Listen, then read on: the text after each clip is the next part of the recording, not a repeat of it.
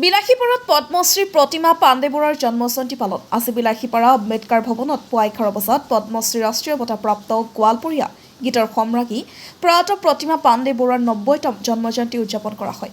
উক্ত উদযাপনৰ আয়োজন কৰে ধুবুৰী জিলা ডিজিটেল সন্থাই। কাৰ্যসূচী মতে পুৱাৰ ভাগতে প্ৰতিমা পাণ্ডেৰ প্ৰতিমূৰ্তিত মাল্যৰ্পণ কৰে বিলাসীপাৰা পূব বিধানসভা সমষ্টি AUDF দলৰ বিধায়ক শামছুল হুদাই আৰু বন্তি প্ৰজ্বলনেৰে স্মৰণ কৰে কমতাপুৰৰ কাৰ্যবাহী সদস্য CBS ৰয়ে। প্ৰতিমা পাণ্ডেৰ স্মৃতিত দুটি গীত পৰিৱেশন কৰি জুনিয়ৰ পাণ্ডে, আমিনুল ইছলামে।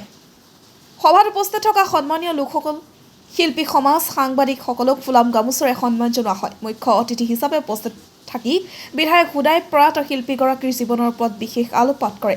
লগতে কয় যে মিয়া জনগোষ্ঠী সকলো দিশত পিছপৰা তাৰ প্ৰধান কাৰণ হ'ল শিক্ষা। সকলো শিক্ষাৰ প্ৰতি গুৰুত্ব প্ৰদান কৰিবলৈ আহ্বান জনায়। লগতে স্মাৰ্ট মিটাৰ, ডিজিটেল মিডিয়াৰ বিষয়ে ভাষণ আগবঢ়ায়। সভাত উপস্থিত GBS ৰয় প্ৰতিমা পাণ্ডে শিল্পী জগতৰ লগতে গোৱালপৰীয়া গীতৰ তাৎপৰ্য ব্যাখ্যা আগবঢ়ায়।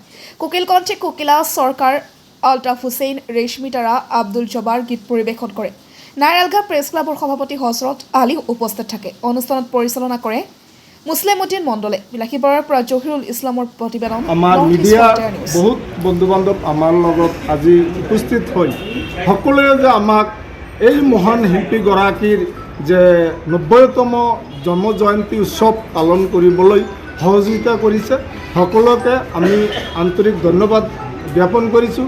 আৰু সদৌ আমাৰ অসম ডিজিটেল মিডিয়াৰ উদ্যোগত আমি আশা কৰোঁ প্ৰত্যেক বছৰে আমাৰ ধুবুৰীৰ পৰা শদিয়ালৈকে এই মহান শিল্পীগৰাকীক যাতে আমি শ্ৰদ্ধাঞ্জলি আমাৰ জন্ম আৰু মৃত্যুৰ দুয়োটা দিৱসে যাতে আমি পালন কৰিব পাৰোঁ। আমাৰ অসমত প্ৰত্যেকটো শিল্পী গোষ্ঠীয়ে তেখেতৰ সেই জন্ম পালনটো সকলোৱে কৰি আছে। আৰু আজি আমাৰ মুছলিম উদ্দিন মণ্ডল আমি সকলোৱে কেইটামান সন্মানীয় শিল্পী আৰু আমি সকলোৱে আটাইয়ে মিলি এইটো আমি আজি পালন কৰিছোঁ আমাৰ প্ৰতিমা পাণ্ডে বৰুৱাৰ জন্মদিন।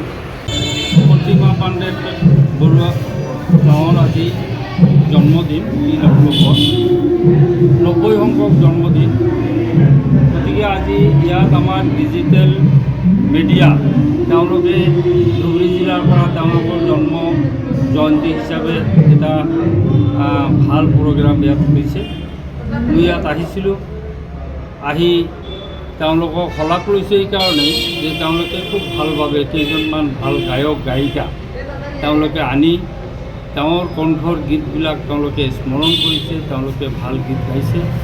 গতিকে আমাৰ গোৱালপৰীয়া লোকগীতৰ কথাই নহয়, গোৱালপৰীয়া ভাষা হিচাপত, গোৱালপৰীয়া লোকগীত হিচাপত তেওঁ হৈছে আমাৰ গোৱালপৰীয়া লোকগীতৰ ভাতৃস্বৰূপ। মই সেইটো মোৰ বক্তব্যত কৈছোঁ।